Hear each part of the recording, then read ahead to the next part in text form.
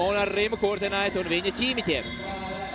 Domāju, ka aiznākam pirmdien būs daudz kas interesants, ko pastāstīt par Žalgiris spēlē, jo Romano mums, es uzskatu, ka ir pelnījis pat savu filmu, kādā savu muzeju. Parodiju, komēdiju, drāmas žanrā.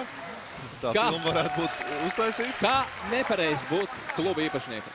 Jā, bet par to noteikti nākamajā mačā, kurš arī tiks pārraidīts LTV ēterā. Sekojot līdzi mājaslapā, LTV 7 mājaslapā spēles sākuma laikam. Tas būs 7 vakarā, 19:00, bet pārraides sāksies jau mazliet ātrāk ar pirms spēles studiju. Tur arī, kā jau ierasts, šīs ir spēlēs arī pēc spēles. Jūs šodien ar Reinu veiksiet.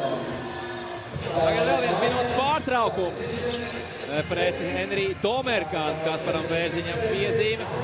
Viņš atstāja laukumu. Sims tagad atgriežās spēlē.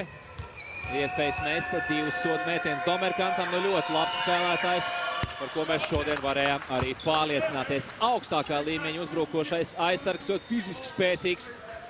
Drukuns miesās ar labu mētienu. Nav super ātrs, nav super atletisks, bet māca labi likt lietā visu savus rotas, savu fizisko spēku, eksplozīvo soli, spēlē gudri. Ļoti labu lēmumu pieņemšanu. Un, protams, arī ļoti pieredzējis, un tāpēc arī viņš spēlē tik augstā līmenī jau kuro sezonu. Tagad vēl kļūda mūsu komandai pēdējās 23 sekundes šajā mačā. Tagad pat liels superbrīnums mūs vairs nevar glābt. Laikam lēnām jāapsveic Kazaņas Uniks ar uzvaru šīs dienas spēlē. Viņiem tā 3. uzvara 4 mačos. Turnīrs tabulā noteikti, ka paliks vēl 2. pozīcijā. Jo pagaidām Skimki ir vienīgā komandā grupā, kas spēlē bez zaudējumiem. Un VF komanda pievienojās Kalevam Astanai Buģeveļņikai, Nižņi Novgorodas komandai.